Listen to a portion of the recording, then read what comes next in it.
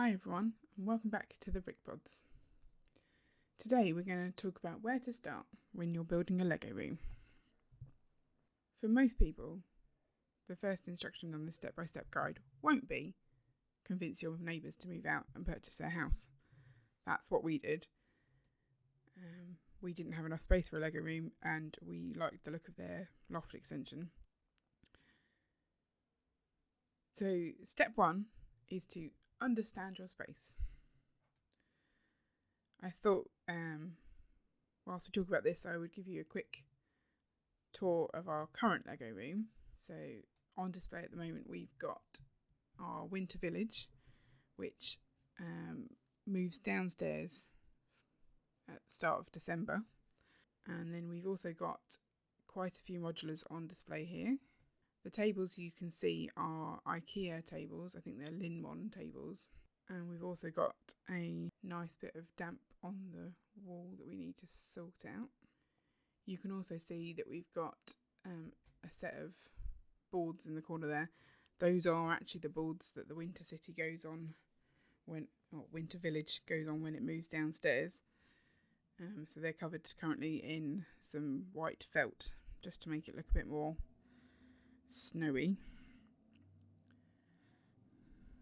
Got a small eaves storage there full of Lego as well. So right now we only have the 4 tables. This is how we set it up before we started really planning to make a large Lego city. You can also see that we've got the curtains there pinned up so you can get a better view of those Winter Village items. It's on the to-do list to actually sew those and obviously make it match on both sides. So I'm stood right now by the ensuite. You can see a whole bunch of cupboards. That's just some storage space. So pretty simple, quite a large space, and not really very much in it at the moment.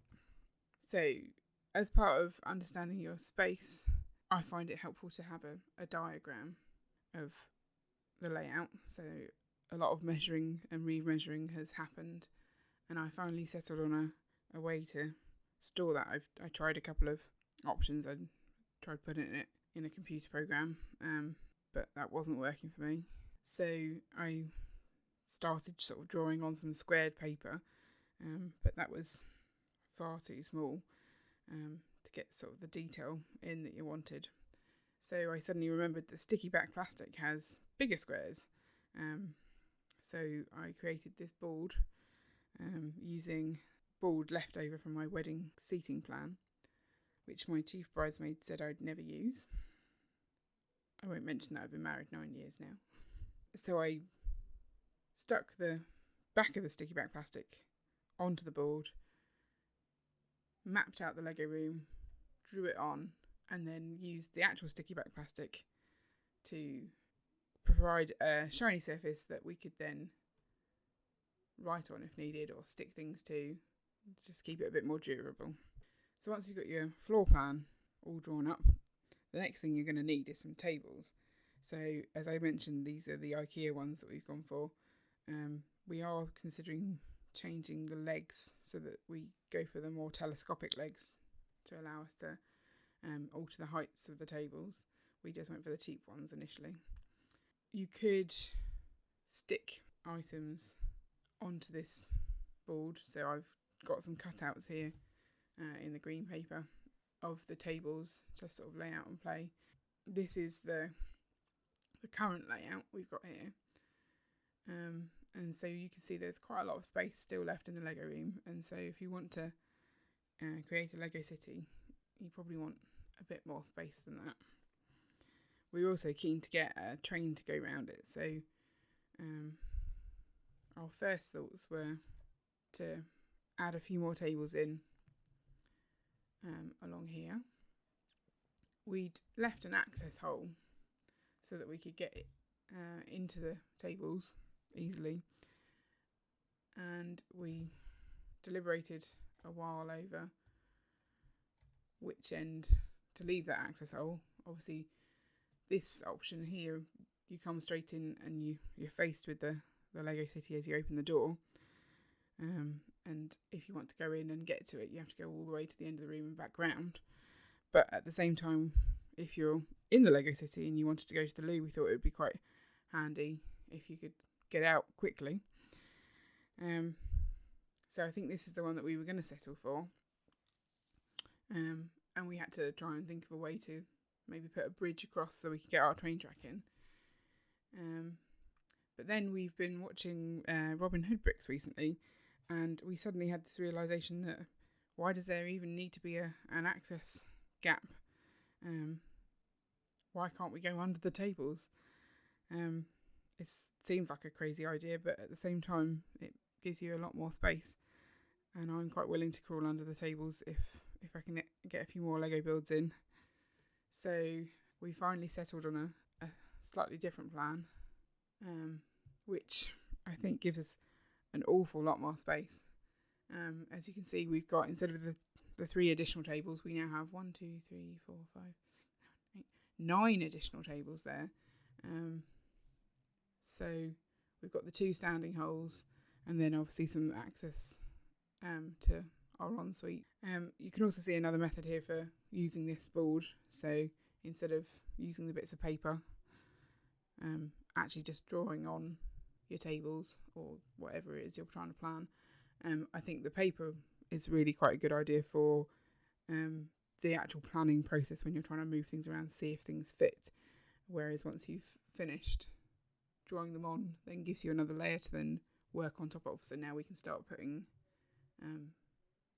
little base plates, moving those around, drawing things on, and manipulating our Lego city plan. So now we've got a good understanding of the space we've got and what sort of table layout we could achieve to really understand how many base plates we can get in there. The next thing I would recommend doing is review what Lego you have in your inventory. So what sets you want to include. So I figured we could have a quick pop up back to the Lego room and have a look through our inventory to see what items we've got there and how we store it. So we've got a double Pax wardrobe, again IKEA. We've not put this in, this came with the house. And it was used mainly for clothes storage by our neighbours. So we've taken out the hanging rails and put in a few more shelves.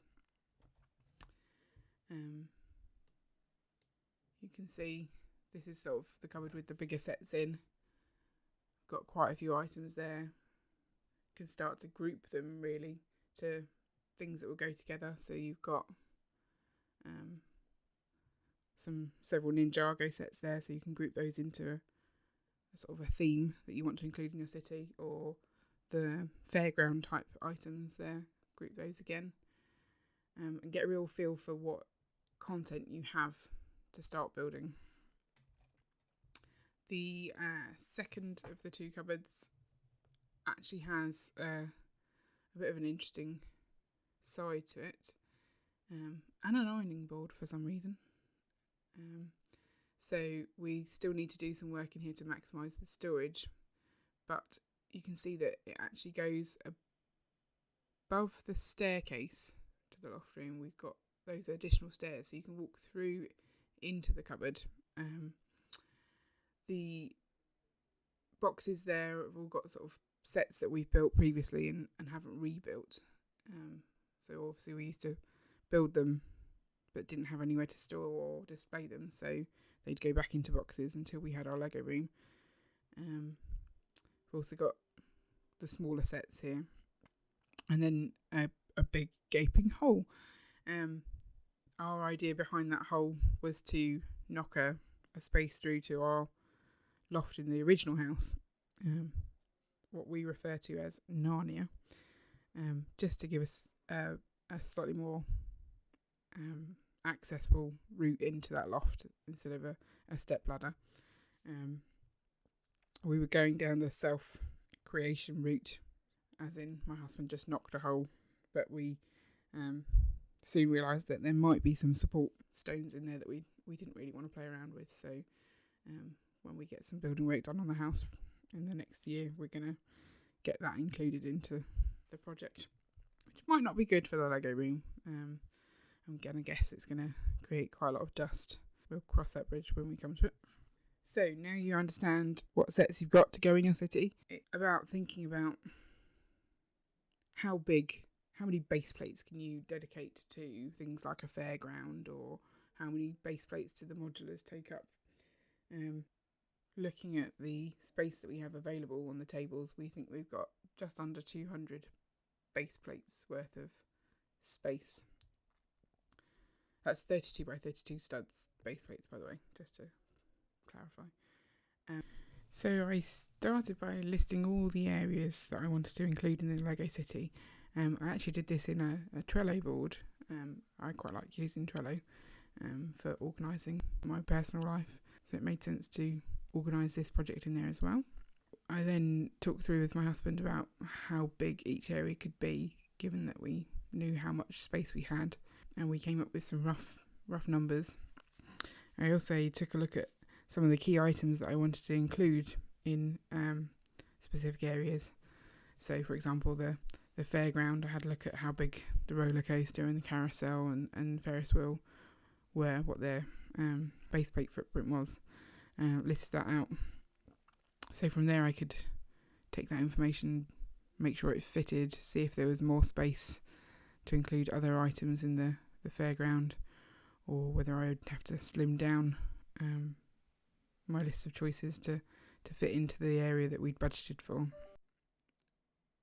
My husband and I argued a while about whether we should do the train tracks first, work out where they were exactly going to go, and then fill in the areas of detail afterwards, so the transport starts and then you build up the city around it.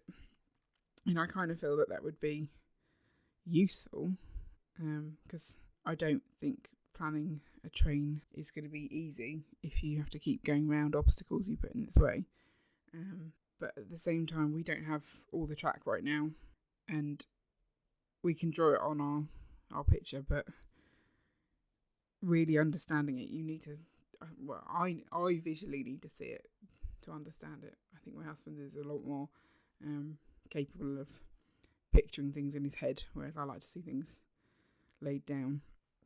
So we've got rough ideas of where we want to put the trains, but we're not setting that in stone. We're going to work on each individual area and try and then connect them up, which may be the wrong choice. I guess we will find out. So now we've understood our space, we've checked our inventory out, we've made a rough plan of where or how much we can fit in, how big each area is going to be. So next, all we need to do is start building. We're starting with an area each. My husband's going to concentrate on the sea, and I'm going to concentrate on the fairground. So the next video should hopefully be some progress towards our first fairground attraction. So we hope to see you back here to watch that. Don't forget to like and comment below. Do you agree with our step-by-step program of starting a Lego City? Do you have any tips that we've maybe not thought of that can help? And make sure you subscribe so you don't miss that next update. See you later.